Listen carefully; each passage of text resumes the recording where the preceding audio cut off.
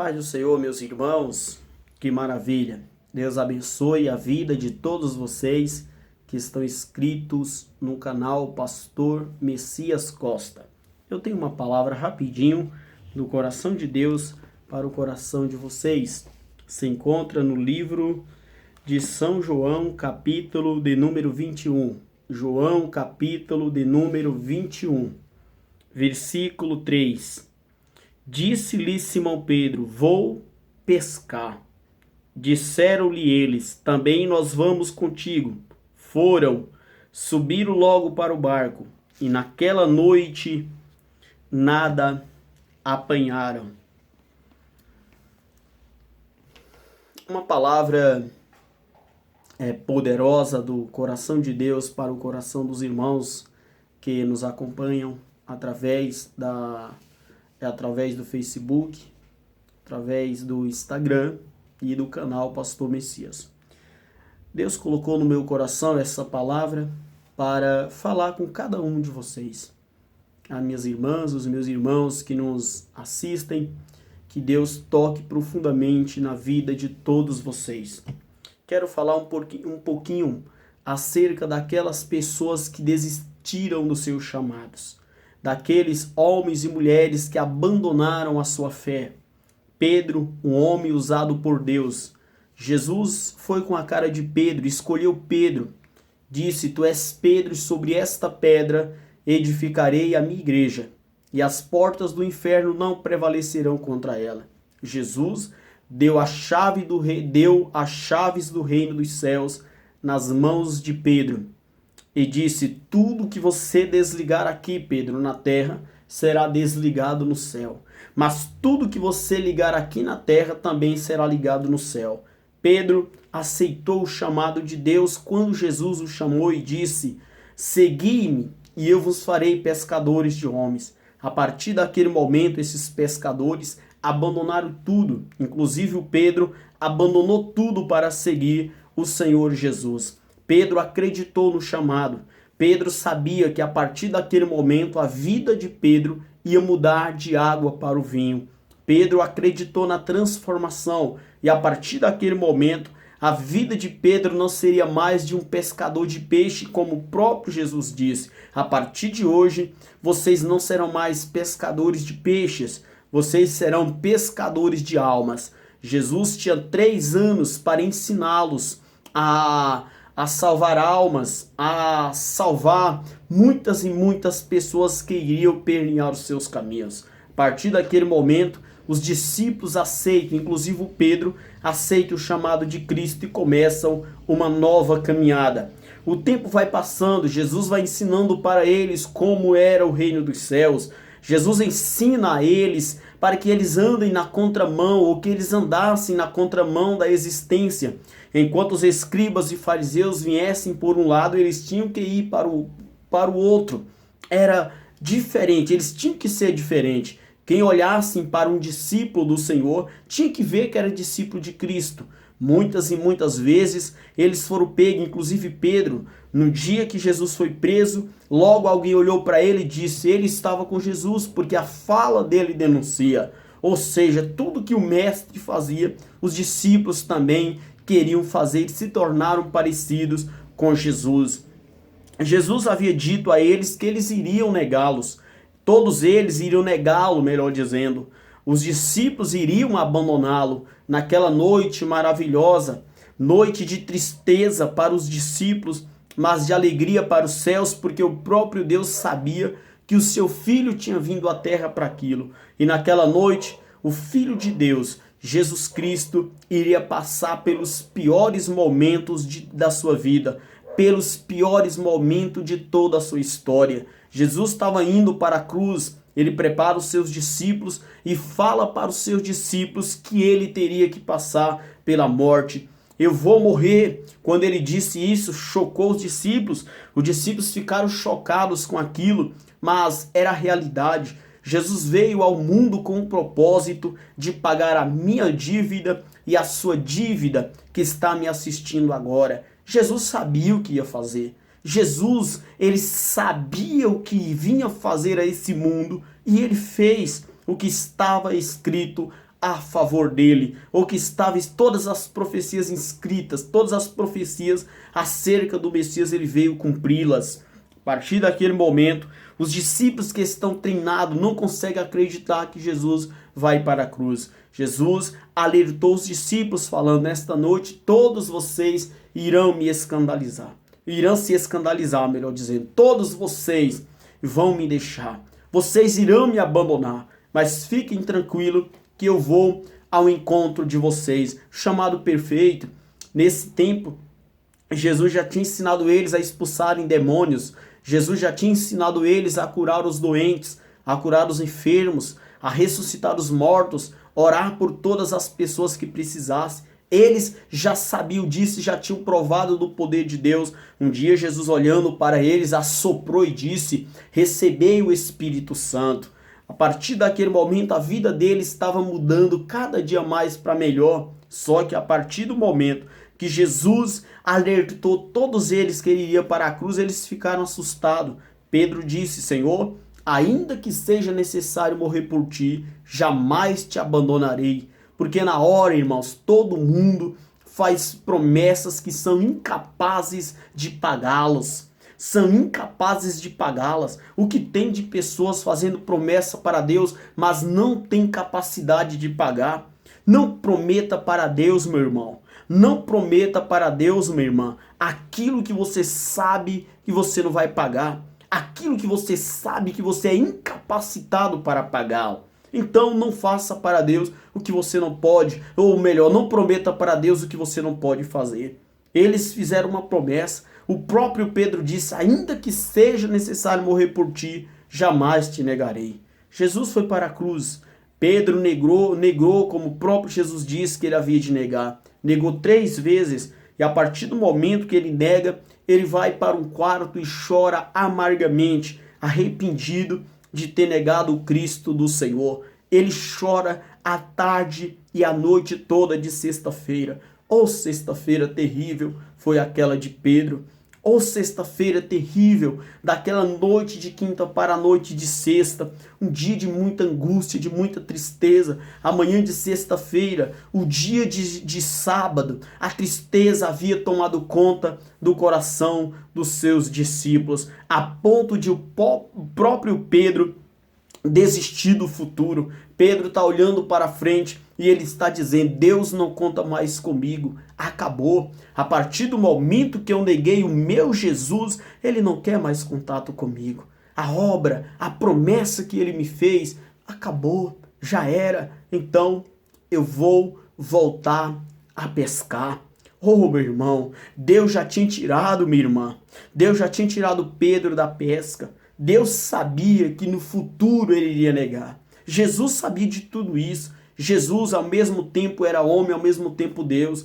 Jesus Cristo era 100% homem, 100% Deus. Jesus sabia as fragilidades de Pedro, mas Jesus havia escolhido. Jesus sabe, meu irmão, Jesus sabe, minha irmã, a sua fragilidade, mas ele te escolheu para uma grande obra nessa nação. Deus sabia que você iria negar. Deus sabia, meu irmão, que você ia negar. Deus sabia, minha irmã, que você ia negar. Deus sabia que você ia fracassar. Deus sabia que você ia se entristecer no meio do caminho. Deus sabia que você ia tropeçar. Deus sabia que você ia negar o nome dele nessa trajetória. Mas o Deus que te fez uma promessa, ele é fiel a cumprir. Independentemente das suas fragilidades, você vai chegar no lugar que Deus determinou que você iria chegar. A minha Bíblia relata que o apóstolo Pedro, chamado para ser um grande homem de Deus, para pregar o evangelho, abrir as portas do evangelho, agora ele está pegando as redes, mas também ele não convida ninguém. Ele não convida ninguém. Ele simplesmente, ele pega a sua rede, a sua ferramenta que ele havia guardado, e ele procura o mar que ele sempre costumava pescar. Ele procura o mar da Galileia, conhecido também como mar de Tiberíades. Ele está indo para o mar e ele vai jogar a rede, ele vai colher os seus peixes, porque ele desacredita, ele não acredita mais na promessa que Deus havia feito. Irmãos, Ele ficou completamente triste pelo que ele havia feito, negado 3 vezes o Senhor Jesus. Jesus morreu e Pedro foi incapaz de cumprir tudo o que ele havia prometido. Naquele momento que Pedro está indo para a praia, para a Galileia, para a praia da Galileia, para o mar de Tiberíades, a minha Bíblia diz, irmãos, que os demais discípulos também foram com ele. Quando Pedro disse, eu vou voltar a pescar. Eu tenho uma palavra profética para você nesta noite, que está me assistindo no estado de São Paulo, ou qualquer estado ou países que você está me assistindo. Eu tenho uma palavra. Não desista do teu chamado, minha irmã. Não desista do teu chamado, meu irmão. Deus conta contigo. Deus sabia que você ia negá-lo. Deus sabia que você ia pecar. Deus sabia que você iria fracassar no meio do caminho. Mas a obra de Deus permanece na tua vida. A promessa permanece de pé.